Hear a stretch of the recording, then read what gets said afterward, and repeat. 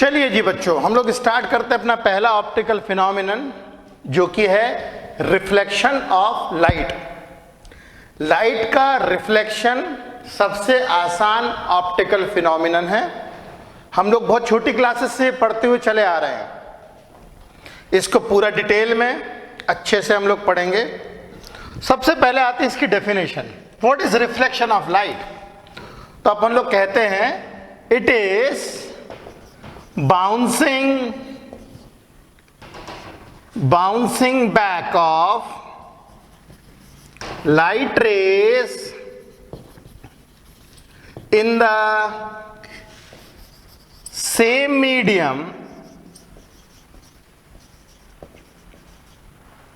when it incidents on highly reflecting surface. It is bouncing back of light rays in the same medium when it incidents on highly reflecting surface. Okay, तो ये highly reflecting surface क्या चीज होती है? Highly reflecting surface मतलब highly polished surface. Highly polished surface जैसे हमारे पास अगर कोई बिल्कुल नया, बिल्कुल चमचमाता हुआ स्टेनलेस स्टील की थाली है, अगर हमारे पास एकदम चमचमाती हुई स्टेनलेस स्टील की थाली है तो वो भी एक पॉलिश्ड रिफ्लेक्टिंग सरफेस माना जाएगा। ओके, कोई सा भी मेटल सरफेस फ्लैट हो, अच्छी तरीके से पॉलिश्ड हो, वो भी माना जाएगा। और कुछ खास तरीके के रिफ्लेक्टिंग सरफेसेस हम बनाते हैं। कैसे बनाते हैं? जिसे हम लोग मिरर्स कहते हैं। मिरर का कॉन्सेप्ट ये है, जैसे एग्जाम्पल के तौर पे मिरर जो होता है, एक ग्लास की शीट होती है। एक ग्लास की शीट रहेगी मिरर, और उसकी एक तरफ पे हम लोग क्या करेंगे, सिल्वर या मर्क्यूरी की प्लेटिंग करवाएंगे। सिल्वर या मर्क्यूरी की प्लेटिंग करवाने के बाद, जैसे मान लीजिए मैंने इस तरफ सिल्वर की प्लेटिंग करवाई, इसकी इलेक्ट्रोप्लेटिंग के द्वारा अपन लोग सिल्वर इसके ऊपर लगाएंगे। यहां पे रहेगी सिल्वर प्लेटिंग, और ग्लास के ऊपर जो सिल्वर प्लेटिंग होती है ठीक उसी तरीके से होती है जैसे मैं इस पेन से बोर्ड के ऊपर लिख रहा हूं। लिखने के बाद यदि मान लो मैंने ऐसे किया तो ये पूरी की पूरी इंक मेरे हाथ में आ जाती है, कुछ इस तरीके से। वैसे ही जब सिल्वर की पॉलिशिंग की जाएगी ग्लास के ऊपर, वो भी निकल जाएगा। तो इसके ऊपर हम लोग को क्या करना पड़ेगा, एक पेंट की लेयर लगानी पड़ेगी ताकि वो सिल्वर निकले ना। Silver plating followed by paint. इसके ऊपर अपन लोग पेंट कर देंगे। जाहिर सी बात है, जिस तरफ सिल्वर प्लेटिंग की जाएगी उस तरफ से तो आप अपना चेहरा देखोगे नहीं, आप इस तरफ खड़े रहोगे। ओके, तो हमारा जो ऑब्जेक्ट है, ऑब्जेक्ट हमेशा उस तरफ होता है जिस तरफ सिल्वर की प्लेटिंग नहीं होती है, उस तरफ से हम अपना चेहरा देखते हैं। तो ये तो बेसिक आइडिया हो गया मिरर का। अब रिफ्लेक्टिंग सरफेसेस किस किस तरीके के होते हैं? तो types of reflecting surfaces, types of reflecting surfaces. तीन तरीके के रिफ्लेक्टिंग सरफेसेस प्राइमरीली आपको मिलेंगे। एक होता है प्लेन रिफ्लेक्टिंग सरफेस, दूसरा होता है स्फेरिकल, और तीसरा होता है पैराबॉइडल।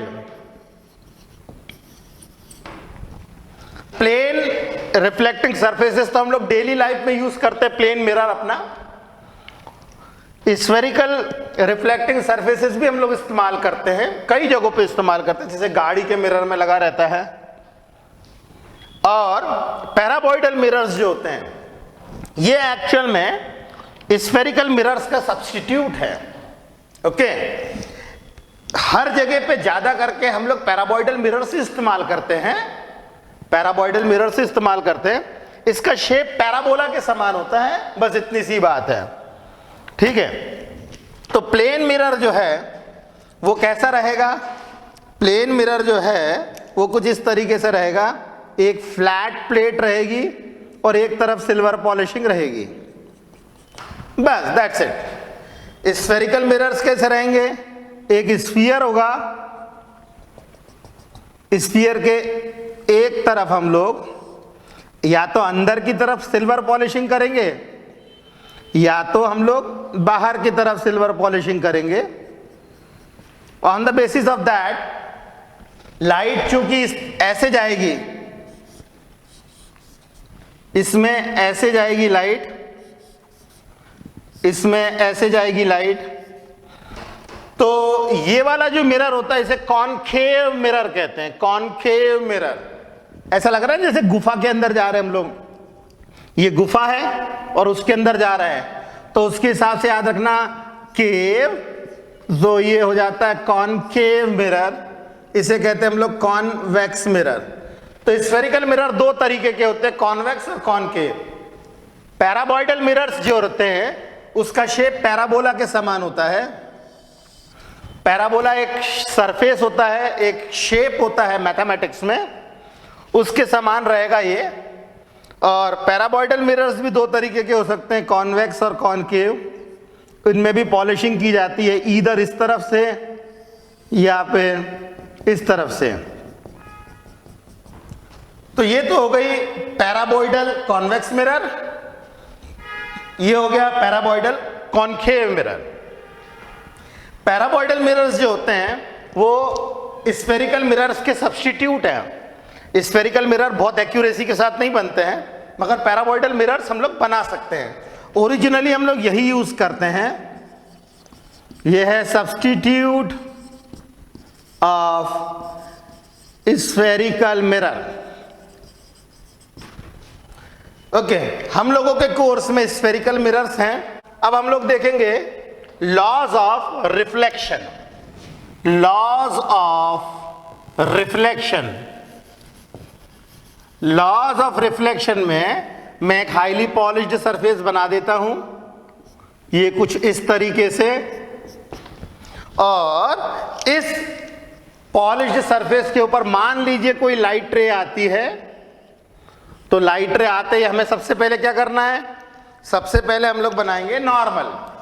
हम एक नॉर्मल ड्रॉ करते हैं, ये मैंने एक नॉर्मल ड्रॉ किया, तो इस एंगल को बोला जाएगा angle of incidence. Angle of incidence, और जितना एंगल ऑफ इंसिडेंस होगा ठीक उतना ही हमारा एंगल ऑफ रिफ्लेक्शन भी होगा, और लाइट रेज कुछ इस तरीके से बाहर निकलेगी। इसमें एंगल ऑफ रिफ्लेक्शन जो है वो एंगल ऑफ इंसिडेंस के बराबर होता है। ओके, इसको हम लोग कहते हैं इंसिडेंट रे, इसे कहते हैं अपन लोग इंसिडेंट रे, इसे कहते हैं रिफ्लेक्टेड रे, इसे कहते हैं रिफ्लेक्टेड रे, और ये जो कहलाता है ग्रीन कलर में जो मैंने बनाया है वो कहलाता है नॉर्मल। अब इसी के ऊपर बेस्ड हमारे दो लॉज ऑफ रिफ्लेक्शन हैं। छोटी क्लासेस से पढ़ रहे हैं मगर फिर भी बता देता हूं। लॉ नंबर 1, पहला लॉ ये है, incident ray, normal and reflected ray all lie on same plane. Incident ray, normal and reflected ray all lie on same plane। ये हमारा पहला लॉ है। अच्छा, इसका मतलब क्या है? इसका मतलब ये है कि अगर मान लीजिए हमारा ये प्लेन है और इंसिडेंट रे इसी प्लेन के ऊपर आई, नॉर्मल भी आपने इसी प्लेन पे बनाया, तो ऐसा कभी नहीं हो सकता कि रिफ्रैक्टेड रे ऐसी चली जा रही है। रिफ्लेक्टेड रे भी उसी प्लेन पे आएगा जिस प्लेन पे इंसिडेंट रे और नॉर्मल बनी हुई है। ध्यान रहे, पहले मैंने इंसिडेंट रे लिखा है, फिर नॉर्मल लिखा है और फिर रिफ्लेक्टेड रे लिखा है। यह भी सोचने वाली बात है। सबसे पहले इंसिडेंट रे आई, उसके बाद मैंने नॉर्मल ड्रॉ किया और फिर मैंने रिफ्लेक्टेड रे बनाई। तो ये है पहला लॉ जिसमें बताते हैं कि ये सारी की सारी लाइंस, ये हो चाहे ये हो चाहे ये सब एक ही प्लेन पे रहेगा। ऐसा नहीं हो सकता कि लाइट रे ऐसी आई, नॉर्मल आपने ऐसे ड्रॉ किया और रिफ्लेक्टेड रे ये चली जा रही है ऐसे, ऐसे कभी नहीं होगा। लॉ नंबर टू है angle of incidence angle of reflection के बराबर होगा। इसके अंदर में angle of incidence is equal to angle of reflection. ये है हमारा दूसरा लॉ, मतलब angle I is equal to angle R के बराबर होगा। ये है हमारा लॉज ऑफ रिफ्लेक्शन। ये तो आसान लॉज हैं, हम लोगों ने पढ़े भी हुए हैं, मगर इसके ऊपर बेस्ड हम बहुत सारे फिगर्स भी ड्रॉ करेंगे और इसके और भी बहुत सारी स्पेसिफिक चीजें पढ़ेंगे। सबसे पहले सबसे आसान पकड़ते हैं और वो है reflection by a plane mirror. तो मैं अगला टॉपिक ले रहा हूं, reflection by plane mirror. Plane mirror के द्वारा किस तरीके से रिफ्लेक्शन होगा। ओके, तो अब मैं जो है एक ऐसा प्लेन मिरर बनाता हूं। ये मैंने बनाया प्लेन मिरर और जिसके अंदर मैं एक ऑब्जेक्ट बना रहा हूं कुछ इस तरीके से, ऐसा। ओके, अब हम लोग देखेंगे कि मैं इस ऑब्जेक्ट का क्या करता हूं।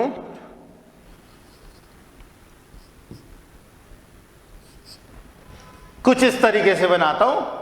ये लेफ्ट आंख से ऐसे आंख मार रहा है और ये राइट हैंड उसका ऐसा है, लेफ्ट हैंड उसका ऐसा है। अब हम क्या करते हैं, इसके ऊपर इसकी इमेज का फॉर्मेशन करते हैं। सबसे पहला मैं क्या करता हूं, ये मैंने लाइट रेस को ट्रेस किया है ऑब्जेक्ट को कुछ इस तरीके से। ओके, पहली लाइट, वैसे तो इतना बड़ा ऑब्जेक्ट है ये, ढेर सारी जगहों से हम लोग लाइट की रेज निकाल सकते हैं, मगर हम लोग लेंगे केवल कॉर्नर पॉइंट्स। पहली लाइट रे मैं ले रहा हूं, ये गई मेरी लाइट रे, और जो मिरर से टकरा रही है वो तो नॉर्मली टकरा रही है। जैसे इस केस में अगर कोई लाइट रे नॉर्मली आएगी ऐसी, तो इसमें एंगल ऑफ इंसिडेंस हो जाएगा 0। एंगल ऑफ इंसिडेंस 0 आएगा तो एंगल ऑफ रिफ्लेक्शन भी 0 मिलेगा और जस की तस ये बैक ट्रेस कर जाएगी। ओके, तो ये मेरी लाइट रे आई और ये लाइट रे जैसे आई वैसी निकल गई। ओके, दूसरा, ये लाइट रे मैं यहां से ले रहा हूं, ये लाइट रे मैं यहां से ले रहा हूं और ये मैंने इंसिडेंट रे बनाई और ये जस की तस वापिस हो जाएगी। मगर जो लाइट रेस, मैं दूसरे कलर के पेन का इस्तेमाल करता हूं, जो लाइट रेस मेरी ऐसी जा रही है उसके लिए तो ये नॉर्मल हो जाएगा, तो मेरी लाइट रेस जो बाहर निकलेगी वो कुछ ऐसे बाहर निकलेगी, ऐसी सिचुएशन में यदि मैं इसको बैक ट्रेस करूं तो देखिए मुझे ये लाइट रेस ऐसी जाती हुई नजर आ रही है बैक ट्रेस करने पर। ओके, और ये लाइट रेस को अगर मैं बैक ट्रेस करूं तो ये लाइट रेस मुझे कुछ ऐसे जाती हुई नजर आ रही है। सिमिलरली अगर मैं यहां से एक लाइट रे निकालूं ये मेरी दूसरी लाइट रे गई और ये लाइट रे जब बाहर निकलेगी तो कुछ ऐसे बाहर निकलेगी। तो इसको बैक ट्रेस करने पे मुझे कुछ ऐसा मिलेगा। और यदि मैं इस लाइट रे को बैक ट्रेस करूं तो मुझे मिलेगा कुछ ऐसा। ओके, अब इसके बाद मेरी जो इमेज बन रही है वो कहीं तो भी तो यहां पे बन रही है इमेज।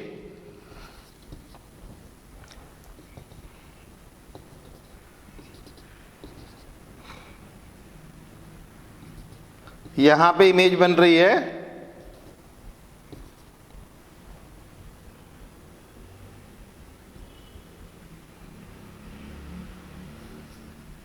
कुछ ऐसी होगा क्या, इस पर्टिकुलर प्लेन मिरर के अंदर में जो हमारे पास में ये जिसे कहते हैं हम लोग ऑब्जेक्ट से मिरर की दूरी, ऑब्जेक्ट डिस्टेंस u और मिरर से इमेज की दूरी, इमेज डिस्टेंस v, ये दोनों की दोनों डिस्टेंस जो है वो बराबर मिलेगी, मैथमेटिक्स लगाएंगे तो भी। ओके, तो अब ये जो इमेज है, ये इमेज रियलिटी में जो है वो फॉर्म नहीं हो रही है। इस तरीके की इमेजेस को हम लोग कहते हैं वर्चुअल इमेज। ओके, तो अब जो इमेज की स्पेसिफिकेशन है प्लेन मिरर में, इमेज स्पेसिफिकेशन वो कुछ इस तरीके से बनेगी कि जो हाइट ऑफ ऑब्जेक्ट होगा, ये मेरे पास हाइट ऑफ ऑब्जेक्ट है, हाइट ऑफ ऑब्जेक्ट HO, और हाइट ऑफ इमेज मैं यहां पे देख रहा हूं, height of image HI। Height of image height of object के बराबर होता है हमेशा। Height of image is always equal to height of object, number 1। और ऑब्जेक्ट डिस्टेंस जो होता है वो हमेशा इमेज डिस्टेंस के बराबर होता है। ये इमेज की स्पेसिफिकेशन है। पहली स्पेसिफिकेशन है height of image, height of image is equal to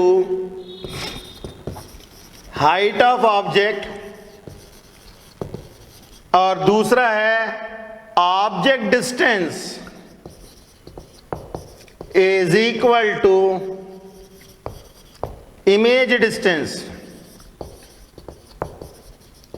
ये दो स्पेसिफिकेशन खास।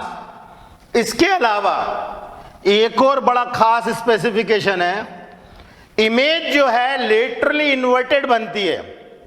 Image formed is laterally inverted. मतलब ये कि इसका right hand side becomes left hand side and vice versa. जैसे मैं अगर अपनी इमेज देखूं मिरर में तो मेरा राइट हैंड मुझे लेफ्ट हैंड दिखता है और मेरा लेफ्ट हैंड इमेज में मेरा राइट हैंड दिखता है। अगर मैं ऐसे खड़ा हूं तो इमेज में क्या दिखेगा, मुझे ऐसे दिखेगा। ठीक है, तो जो मेरा राइट हैंड है वो लेफ्ट हैंड दिखने लगेगा और जो लेफ्ट हैंड है वो राइट हैंड दिखने लगेगा। इसे कहते हैं लेटरल इन्वर्जन, जिसमें राइट हैंड साइड हमें लेफ्ट हैंड साइड दिखेगा और लेफ्ट हैंड साइड हमें राइट हैंड साइड दिखेगा। इसका सबसे बेस्ट एग्जांपल है एम्बुलेंस। देखना हमेशा उल्टा उल्टा लिखा रहता है एम्बुलेंस, जिसे आपको एम्बुलेंस ऐसे एम्बुलेंस लिखना चाहिए। एम्बुलेंस के ऊपर हम एम्बुलेंस उल्टा लिखते हैं। ओके, ताकि जब हम अपने रियर व्यू मिरर से देखें तो हमें एम्बुलेंस सीधा दिखे। ओके, कुछ इस तरीके से एम्बुलेंस अगर आप प्लेन मिरर में देखोगे तो आपको कैसा दिखेगा, कुछ इस तरीके से।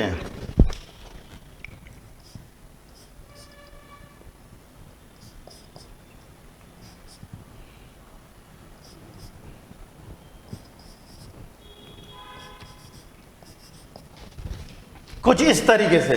तो एम्बुलेंस में लिखा ऐसा जाता है ताकि जब हम अपने रियर व्यू मिरर से एम्बुलेंस दिखे तो हमको ऐसा दिखे। एम्बुलेंस क्योंकि बहुत हाई प्रायोरिटी व्हीकल है, तो एम्बुलेंस आप देखते ही आप अपनी गाड़ी को बगल में कर लो ताकि आप एम्बुलेंस के लिए रास्ता दे सको।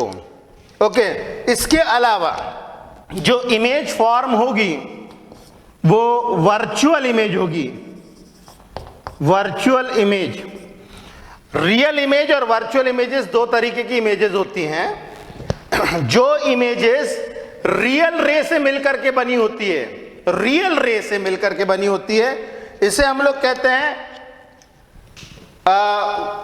रियल इमेजेस, ठीक है। और जो वर्चुअली फॉर्म होती हुई नजर आती है उसे कहते हैं हम लोग वर्चुअल इमेज। जैसे देखिए, अगर मैं इस लाइट रे को लूं, इसके हेड को, तो ये लाइट रे एक तो ऐसी चली जा रही है और दूसरी ऐसी चली जा रही है। ये दोनों लाइट रेस कभी मिलने नहीं वाली हैं, ये दोनों लाइट रेस कभी मिलने नहीं वाली है, मगर ऐसा प्रतीत होता है कि ये दोनों लाइट रेस यहां से कहीं से तो भी तो निकल रही हैं।